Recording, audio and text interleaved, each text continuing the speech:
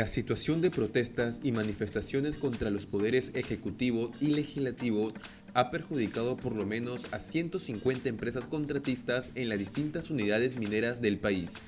Así lo informó la Asociación de Contratistas Mineros del Perú, ACOMIPE. Considero que la afectación es enorme y reitero nuestra invocación a la integración del sector por hacer algo que nos una en una tarea, un plan, un objetivo a largo plazo, pero que en algún momento nos dará la tranquilidad de desarrollar las actividades mineras del país, señaló Carlos Bernal, gerente general de ACOMIPE. Los bloqueos de carreteras ocasionaron lamentables pérdidas y afectaron por varios días el regular transporte de personas, productos, accesos a locales públicos y privados, entre ellos el acceso a unidades mineras y el tránsito en el corredor minero del sur.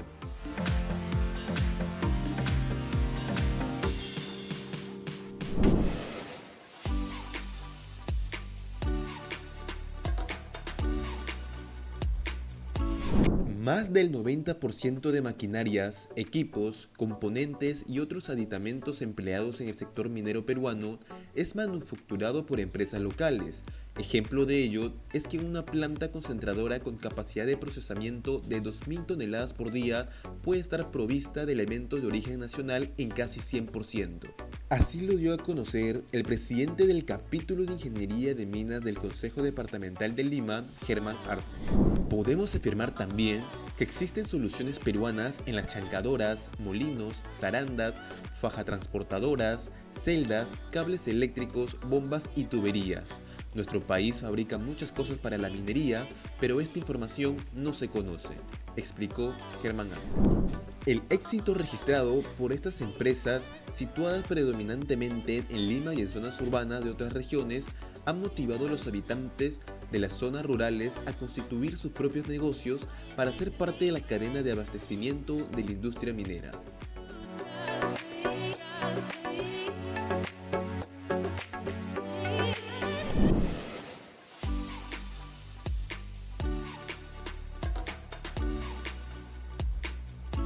En atención al pedido de las autoridades de salud y el Centro Nacional de Recursos Estratégicos del Ministerio de Salud, la empresa Southern Perú dispuso la donación de 60 toneladas de oxígeno líquido para abastecer los hospitales Carlos Alberto Seguín Escobedo y Honorio Delgado de Arequipa. En total se destinarán 40 toneladas para el Hospital Seguín Escobedo y 20 toneladas para el Hospital Honorio Delgado, y así atender la condición crítica de estos centros hospitalarios que se vieron desabastecidos ante el incremento de protestas en el sur del país.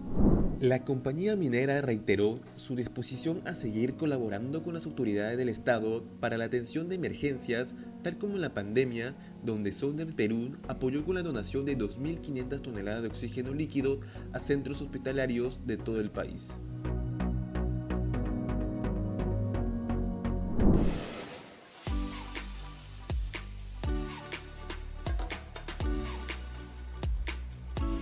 En el martes de la minería, organizado por el Colegio de Ingenieros del Perú, Roque Benavides, decano del Consejo Departamental de Lima de dicha institución, cuestionó que el desarrollo de un proyecto minero en el país abarque más de 12 años, por la exigencia de consulta previa para la aprobación de instrumentos de gestión ambiental. Situaciones así no resisten ningún análisis, así que debemos simplificar todo el proceso para tener los proyectos mineros puestos en valor lo antes posible, aseveró Roque Benavides. El también presidente de Compañía de Minas Buenaventura resaltó que el Perú es líder en producción minera y que posee una cartera de proyectos mineros con una inversión superior a los 57.000 millones de dólares, la cual requiere ser puesta en valor para beneficiar a los distritos mineros y el territorio nacional.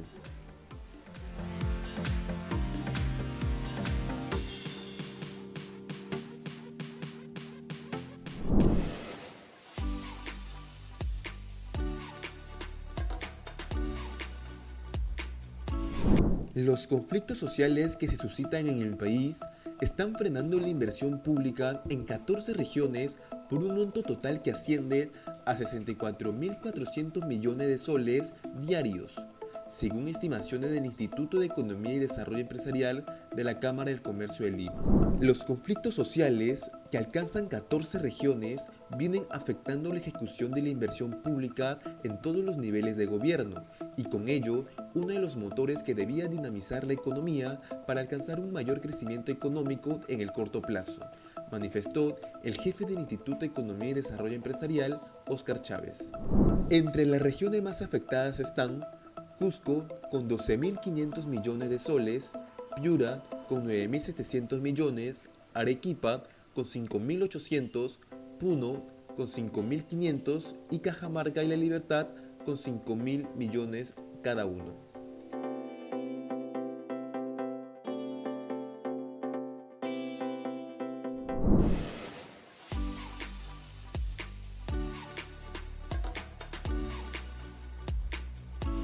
La presidenta de la República, Dina Boluarte, tomó juramento a los nuevos miembros del gabinete ministerial presidido por Luis Alberto Otarola, que reemplaza en el cargo a Pedro Ángulo, quien dejó de presidir la presidencia del Consejo de Ministros luego que la mandataria anunciara la reestructuración de su primer gabinete.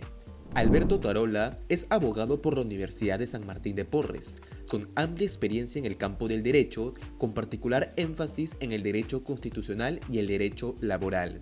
Ha sido agente del Estado ante la Corte Interamericana de Derechos Humanos y también se ha desempeñado como docente. Dina Boluarte también tomó juramento a Jorge Chávez Cresta como ministro de Defensa, Víctor Rojas Herrera como ministro del Interior, Óscar Becerra como ministro de Educación y a Leslie Urteaga Peña como titular de Cultura.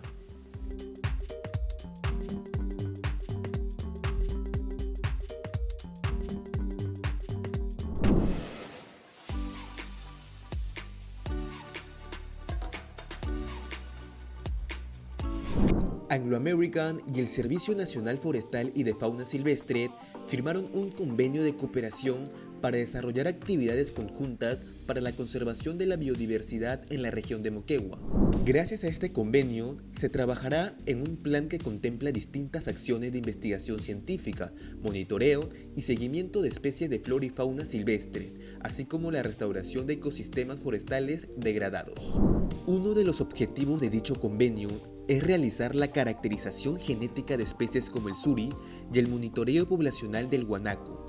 Asimismo, se contempla la evaluación del estado sanitario de ambas especies, además de la evaluación de su hábitat y disponibilidad de alimento. Desde hace más de una década, Anglo American viene trabajando en la implementación de planes de manejo y cuidado de la flora y fauna moqueguana, como parte de su plan de minería sostenible que tiene como uno de sus pilares promover un medio ambiente saludable.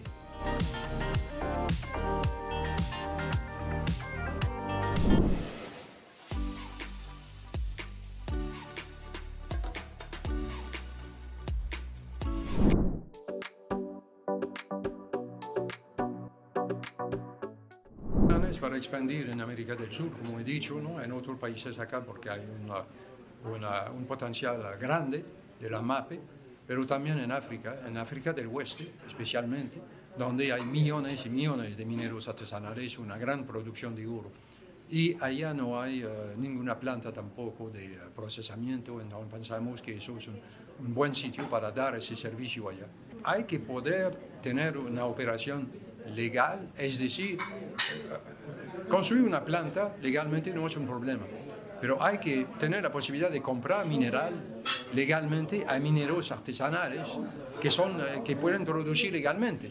Entonces, cuando vamos a un país, tienen que tener ya un cuadro que permite eso. Por ejemplo, ahora estamos mirando a Senegal, donde hay una ley que organiza a los mineros artesanales. Pueden producir en ciertos sitios, inscribiendo en el ministerio.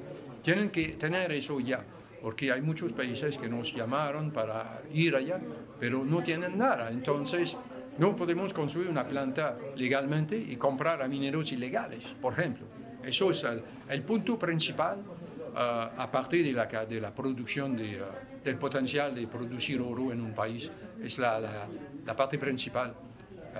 El primer punto que miramos antes de decidir de ir en un país. Actualmente estamos solamente en oro. Bueno, producimos oro y plata porque sabemos que en el mineral de oro siempre hay plata, pero un poco de plata. Es una parte no significativa de nuestras ganancias, por ejemplo, pero estamos solamente en oro y no tenemos, no tenemos planes para procesar mineral industrial, por ejemplo. Es otro tipo de proceso, otra cosa, y no estamos en eso. Hoy en día Ginacor es una compañía, la sede está en Montreal, una compañía listada en la Bolsa de Toronto. Y en Perú tenemos la oficina, la sede de la subsidiaria acá en Lima, y tenemos diferentes centros de acopio a través del país, pero como pueden ver es a lo largo de la costa, porque compramos mineral mineral producido en beta, mineral subterráneo. No compramos nada de mineral aluvial, por ejemplo, lo que se produce mayormente en Madre de Dios. Entonces tenemos esa oficina de acopio todo a lo largo de la costa, donde hay la mayoría de esos mineros artesanales. Y tenemos una planta de beneficio en Chala, al sur, entre Nazca y Arequipa.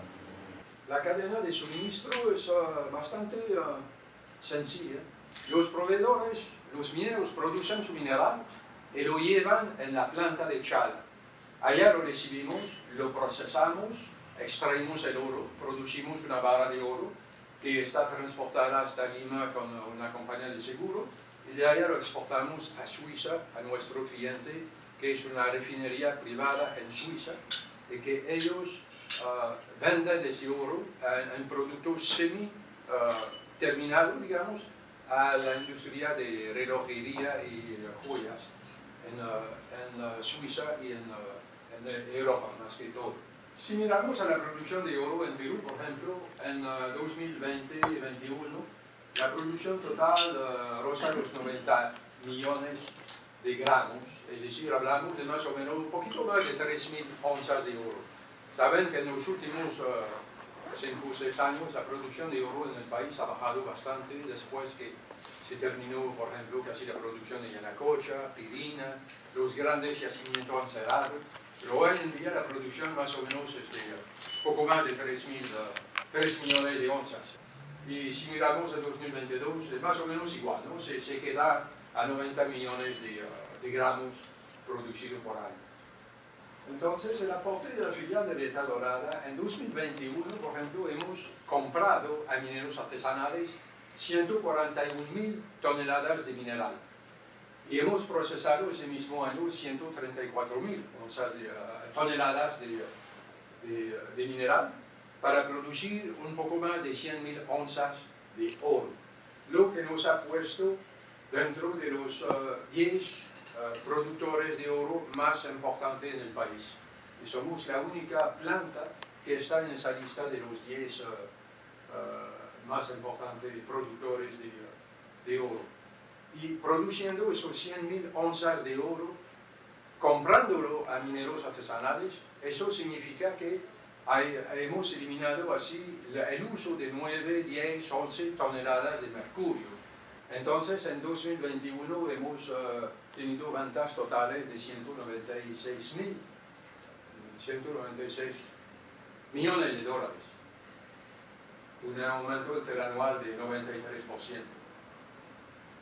Y este año hemos previsto un poquitito más de eso, pero habíamos hecho eso basado sobre un precio de $1.800. El precio de oro ha bajado un poco, pero en lo que es de cantidad de oro producido estaremos bastante en nuestro objetivo del año 2022. Ginacor está generando ganancias desde 11 años consecutivos. Desde 11 años, el único trimestre que no hemos ganado plata es cuando cerró en 2020, cuando hubo un trimestre completo de parada de la economía. Pero aún así, este año hemos generado ganancias. Tenemos un balance general sin deuda, experiencia en el negocio de MAPE desde 98, entonces es un mundo que conocemos bastante. Y hemos empezado también a pagar un dividendo en 2018 y cada año la política es de tratar de aumentar ese dividendo basado sobre las ganancias, ¿no? Hasta el momento es lo que hacemos y que queremos continuar. La inversión social que estamos haciendo. Hace unos 7 años hemos creado con nuestro cliente en Suiza, la compañía PX Pricinox, un programa de ayuda a los pueblos de mineros artesanales y el objetivo es invertir en educación y en salud, más que todo, ¿no? Y hemos creado para eso una ONG que se llama FIDAMA, Fondo Internacional de Ayuda a Mineros Artesanales. Y el financiamiento de eso está hecho por una prima que pagan los clientes de nuestro cliente. Cuando ellos venden sus productos a compañías de joyas o relojerías, hay unas de esas compañías que están dispuestas a pagar un precio un poco más alto que el precio internacional del oro, y para eso le garantizamos 2 cosas. Es que ese oro la trazabilidad hasta el minero, y segundo, que ese oro no fue extraído con mercurio. Y ellos pagan una prima que es poco menos de 1%, no es tanto, pero eso sirve a financiar FIDAMA, y hoy en día es una organización que puede recibir cerca de $500,000 al año, por ejemplo. Hace unos meses hemos aumentado, hace un mes, hemos aumentado la capacidad hasta 500 toneladas. Hoy en día tenemos una planta que puede procesar 500 toneladas por día y queremos continuar a crecer en el país, en Perú, y crecer en otros países de América Latina, porque hay bastante producción de mineral artesanal en América Latina, y también estamos empezando a desarrollar proyectos en unos países africanos, porque sabemos que en África hay muchísimo más mineros artesanales todavía, y en muchos países es un desarrollo como acá cuando empezó eso, ¿no? Un poco desordenado, no hay leyes para cuadrar eso, y hay gobiernos que nos están contactando para ver si podríamos ir allá y hacer el mismo tipo de operación, porque esos gobiernos comprenden que eso es un apoyo tremendo para empujar a los mineros artesanales a formalizarse. Entonces, estamos preparando expansión en otros países. Y bueno, como trabajamos con los MAPE desde 26 años ahora, es un mundo que conocemos, porque la primera vez que uno va a ver un minero artesanal, sabe que los mineros artesanales tienen una desconfianza tremenda frente a todo lo que es autoridades locales, el gobierno, el ministerio y compañías también grandes, ¿no? Entonces hay que ganarle la confianza uno por uno. Pero una vez que está establecido y que trabajamos de una forma transparente con ellos, agarramos un cliente para el resto de la vida, ¿no? Entonces tenemos hoy en día, yo diría, entre 800 y 900 grupos de mineros artesanales que nos venden mineral. Es decir, que hay probablemente 4.000 a 5.000 mineros artesanales que trabajan para vendernos su mineral. Entonces es un éxito interesante, y eso justamente ayuda a empujar a esos mineros a formalizarse.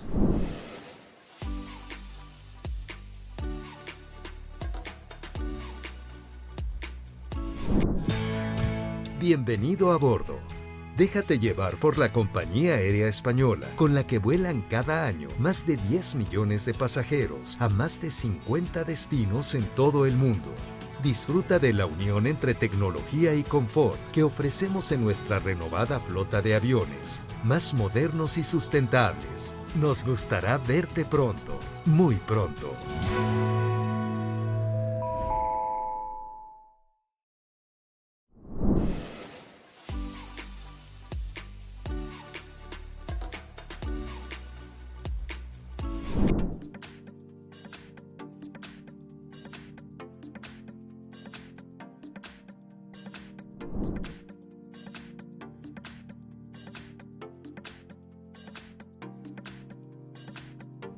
el tema de la parte económica, salíamos de una pandemia que nos ha castigado enormemente, desnudando toda nuestra triste realidad en todo lo que concierne al tema de salud, al tema de infraestructura.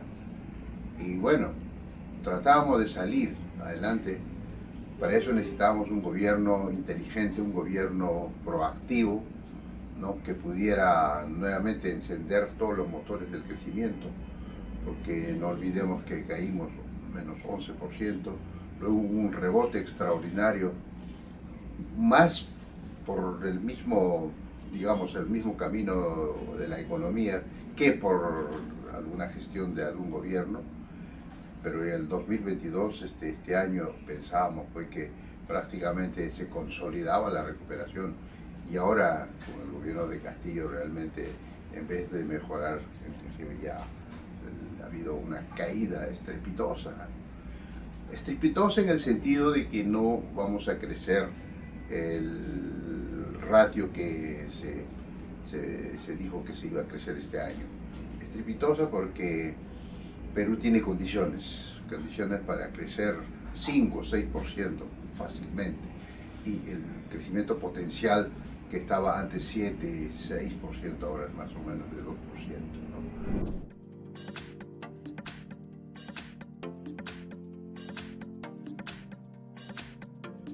Alguien está haciendo mucho daño, alguien ha creado esta polarización. Es verdad, como dije hace rato, que existen todavía, si podemos hablar de clasismo, de clases de racismo, de esas taras sociales, ¿no? Pero esto se ha venido superando también, hay que decirlo. Se ha venido superando así a pasos agigantados.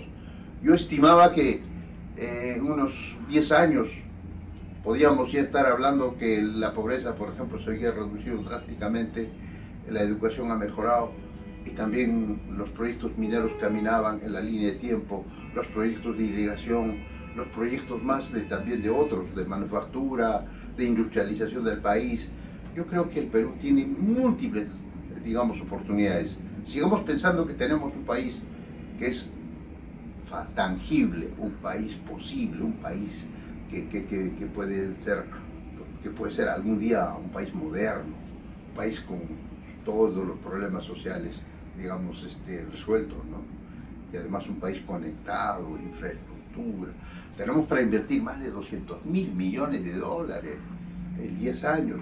Lo recomendable es que en este momento los peruanos entiendan que exista un buen mensaje para que el peruano, ese peruano que quizás sí tiene razón en reclamar por el olvido, que recapacite y que diga, sí, quizás esta vez este conflicto también sirva como una oportunidad para replantear todas las estrategias de desarrollo, la distribución del presupuesto.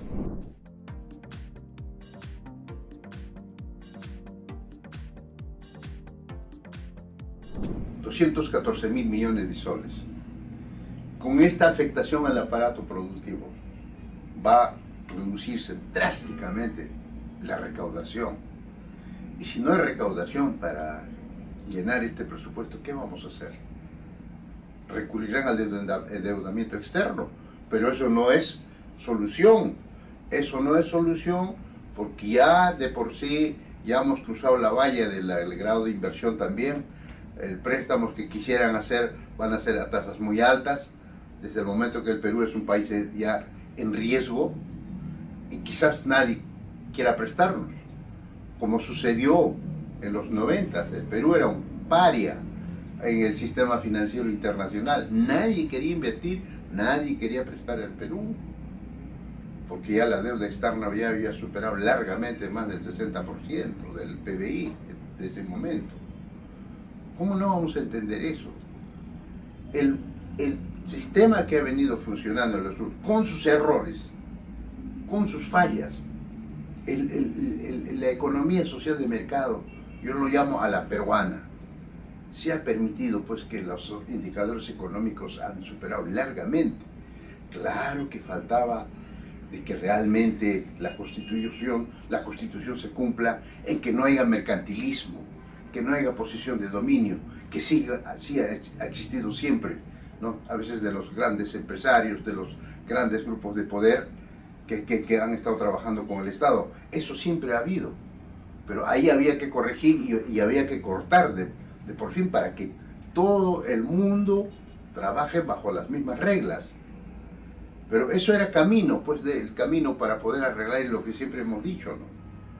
Pero no cortar ahora de raíz, como dicen, con una nueva asamblea constituyente para hacer una nueva constitución donde el Estado nuevamente intervenga en la economía. Sería terrible para el país. Si el presupuesto de la educación, que no es tan baja porque es la más alta, creo que más o menos ahí se habla más o menos de 32 o 35 mil millones de soles, que es más o menos un 16% del presupuesto, aunque no alcanza lo que digamos el acuerdo, el Consejo Nacional de Educación dice que debe ser un 6% del PBI, no alcanza. Estamos en el rango de 4.5 más o menos, pero sí seguimos pensando que número uno, la prioridad es educación, y una educación de calidad, que es la que tiene que resolver los problemas del país, porque al final es a veces el desconocimiento, la desinformación y el mal mensaje, un mensaje, digamos, dañino, que es el que está haciendo, digamos, que estos conflictos hoy escalen a esta medida y que tengamos que enfrentar los peruanos contra peruanos.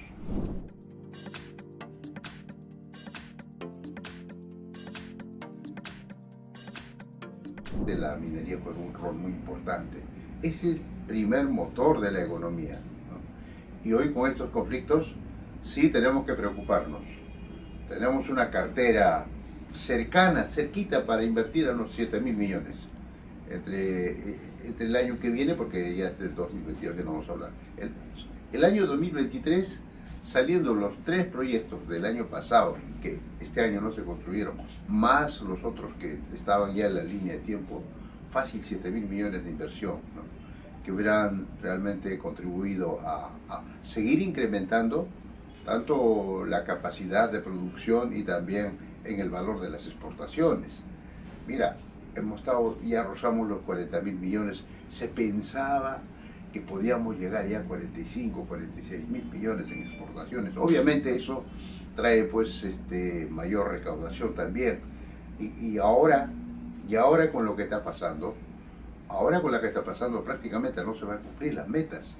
¿De dónde se va a sacar dinero para el presupuesto que ya se aprobó de 214 mil, casi 215 mil millones de soles? Entonces, ese tema sí que hace pensar mucho, porque inclusive en la época de los mejores precios de este año se permitió, por no manejar la conflictividad social, la parada de 2 minas grandes, Las Bambas y Cuajones. Entre ambos, más o menos yo he calculado que se ha dejado de exportar algo de 900 millones de dólares y algo de 700 millones de soles en impuestos para el Estado y también pérdida para ambas regiones, ¿no? Y tenemos una cartera de 43 proyectos que estaban con un CAPEX de 53 millones, que como sabemos los CAPEX se mueven permanentemente, inclusive Yanacocha Sur siempre se manejaba 2.100, ya habían lanzado que era 2.500, algunos proyectos que decían que era 1.300, ya son 2.000 millones, o sea, eso va subiendo. Entonces, peligra casi toda la cartera de proyectos, porque ¿quién en su sano juicio podría decir yo voy a invertir en el Perú? ¿Quién en su sano juicio, donde hay una inestabilidad política, una inestabilidad social, y no causado por condiciones externas, sino internas de esta lucha, de este conflicto fratricida al que nos ha llevado el actual gobierno?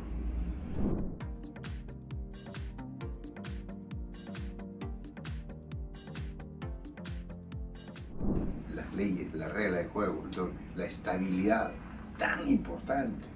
estabilidad política, que los partidos se pongan de acuerdo por el Perú. No importa sea izquierda o de derecha, amigo, no importa, pero nada de extremos. Una izquierda responsable puede hacer un gran trabajo, en muchos países ha dado resultados. No queremos tampoco neoliberalismo a extremo, es mercantilismo, un capitalismo salvaje, no. Hoy necesitamos un capitalismo consciente, que ya está de moda en el mundo, en que también aplique el valor compartido, ¿no? Y que eso es posible hacerlo, y que las comunidades se desarrollen, los pueblos del interior tengan acceso a una buena educación, buena salud, buena alimentación, que existan carreteras, caminos totalmente conectados, conectividad con internet. Increíble, todo es posible.